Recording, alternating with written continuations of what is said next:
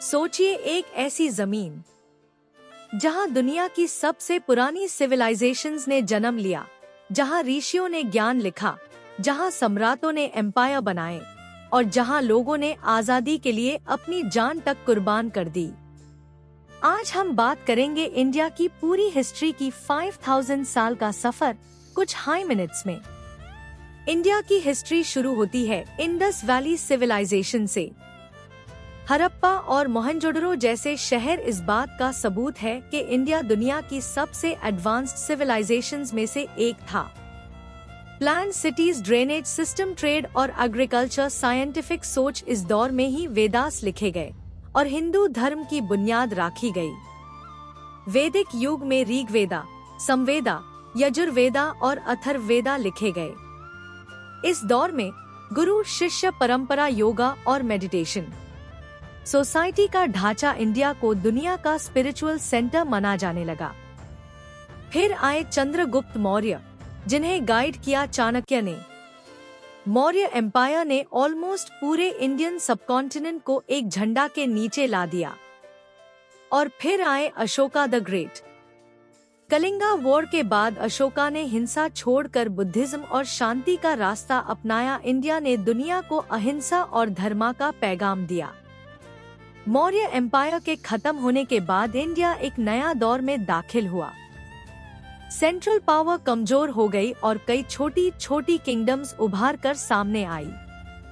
इस दौर में Shunga dynasty, Satavahana dynasty, Kushan empire, Kushan शासक कनिष्का ने बुद्धिज्म को सेंट्रल एशिया तक फैलाया। सिल्क राउट ट्रेड को स्ट्रॉन्ग किया। इंडिया का trade Rome, China, Middle East तक फैल चुका था।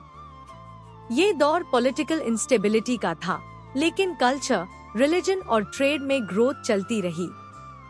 फिर हिस्ट्री ने एक और गोल्डन चैप्टर लिखा, गुप्ता एम्पायर। चंद्रगुप्त आए और समुद्रगुप्त ने एक पावरफुल एम्पायर बनाया। इस दौर को इंडिया का सुनहरा युग कहा जाता है। इस दौर की बड़ी अचीवमेंट्स: 0 का इन्वेंशन, डेसिमल सिस्टम, आर्यभट्टा की एस्ट्रोनॉमी, सर्जरी और आयुर्वेदा, नालंदा और तक्षाश जैसे यूनिवर्सिटीज, कालिदास जैसे महान कवि ने संस्कृत लिटरेचर को दुनिया भर में मशहूर किया। इंडिया सिर्फ एक देश नहीं, बल्कि नॉलेज का ग्लोबल सेंटर बन चुका था। गुप्ता एम्पायर के बाद इंडिया फिर से कई हिस्सों में बैठ गया। इस दौर में Rajput kingdoms, Chalukyas, Pallavs, Cholas, south India, Chola empire ने पावरफुल नेवी बनाई, साउथ ईस्ट एशिया तक अपना इन्फ्लुएंस फैलाया। बृहदीश्वरर टेम्पल जैसे मार्वल्स बनाए। राजपूत अपनी बहादुरी, इज्जत और बलिदान के लिए मशहूर था। 12th सेंचुरी में इंडिया में एक नया पॉलिटिकल पावर उभरा, दिल्ली सुल्तानेट। इस दौर में slave dynasty, Khilji dynasty, Tughlaq dynasty, Alauddin Khilji, market control system, strong army, Mongols को रोका। इस पीरियड में Persian culture, new architecture, Islamic influence India के कल्चर का हिस्सा बन गया। 1526 में बाबर ने मुगल एम्पायर की बुनियाद राखी। फिर आए अकबर द ग्रेट, यूनिटी और tolerance, Jahangir, justice, Shah Jahan, Taj Mahal, Aurangzeb. Empire का सबसे बड़ा एक्सपेंशन मुगल पीरियड में आर्ट और पेंटिंग, आर्किटेक्चर, म्यूजिक और लिटरेचर ने जबरदस्त तरक्की की। इंडिया दुनिया के सबसे अमीर रीजन्स में शामिल था। 1757 की बैटल ऑफ प्लासे ने इंडिया की किस्मत बदल दी।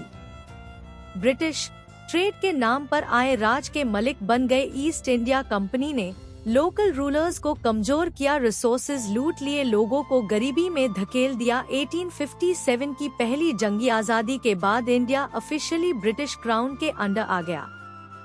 इस दौर में famines, heavy taxes, racial discrimination, India जो कभी वर्ल्ड जीडीपी का बड़ा हिस्सा था, अब गरीबी और भूख का शिकार बन गया। इंडिया के लोग चुप नहीं बैठे, उभरे। महात्मा गांधी, अहिंसा और सत्याग्रह, भगत सिंह, रेवोल्यूशनरी स्पिरिट, सुभाष चंद्र बोस, आजाद हिंद फौज, पूरा देश एक आवाज में बोला, ब्रिटिश क्विट इंडिया।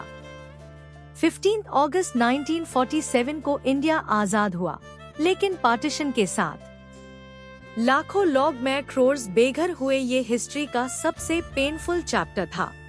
आजादी के बाद इंडिया ने कॉन्स्टिट्यूशन बनाया, डेमोक्रेसी एस्टैब्लिश की, साइंस और एजुकेशन पर फोकस किया। आज इंडिया स्पेस मिशंस भेज रहा है, डिजिटल पावर बन रहा है, ग्लोबल पॉलिटिक्स में स्ट्रॉन्ग पोजीशन रखता है। इंडिया सिर्फ एक देश नहीं, ये 5000 साल की कहानी है।